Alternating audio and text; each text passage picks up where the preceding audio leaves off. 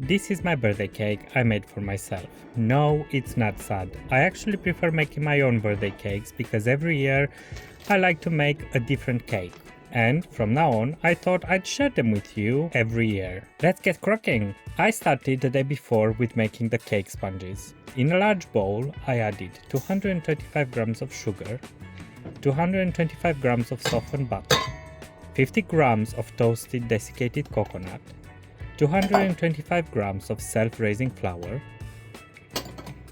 4 medium eggs, 60 grams of sour cream, 1 teaspoon of baking powder, and about 1 teaspoon of fine sea salt. I mixed everything until well combined. I could have used a mixer, but I was too lazy to take it out of the cupboard.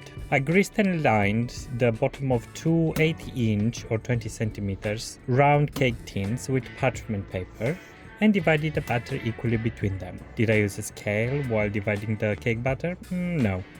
You could use one. I leveled the batter inside the tins and baked the cake in a preheated oven at 180 degrees Celsius or 350 Fahrenheit for 20 minutes. While the cake's baked, I made the white chocolate ganache. This will be used to fill and cover the entire cake.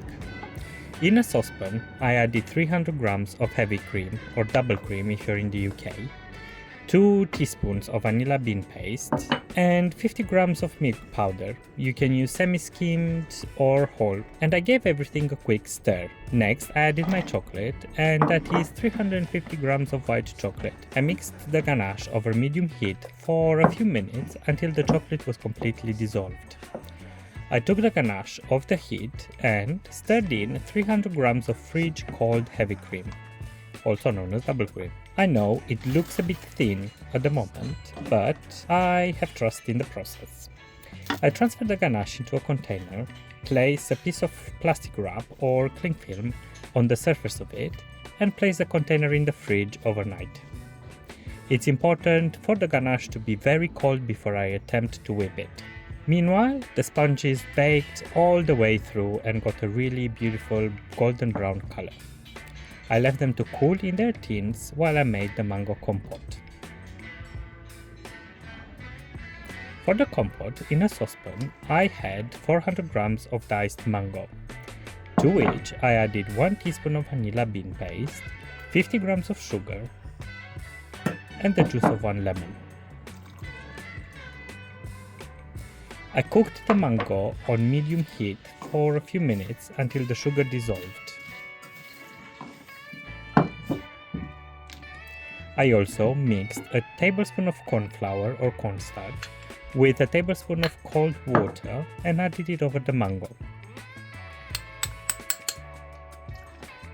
I then cooked it for another minute or two on medium heat until the compote thickened.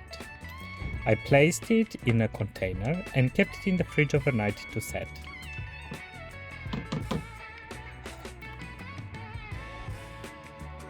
As a last step for this day of baking, I removed the cakes from their tin while they were still warm and wrapped them tightly in cling film. I kept them in the fridge overnight as well. Come the next day, I started to put the cake together. I started by adding 250 grams of cold mascarpone cheese to the bowl of a standing mixer. This time I took the mixer out of the cupboard. I also added the white chocolate ganache straight from the fridge over the mascarpone. I whipped the ganache for a couple of minutes until it thickened and it had the perfect consistency for icing the cake.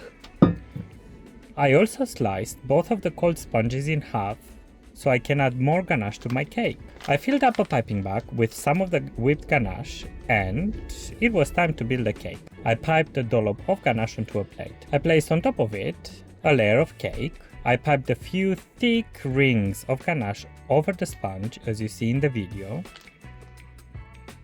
And then I give the mango compote a quick mix and spoon it between the lines of filling, as you see in the video.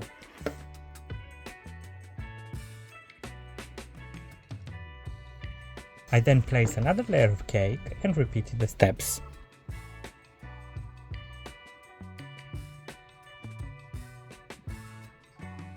Rings of ganache, mango compote, cake layer, rings of ganache, mango compote, and finally cake.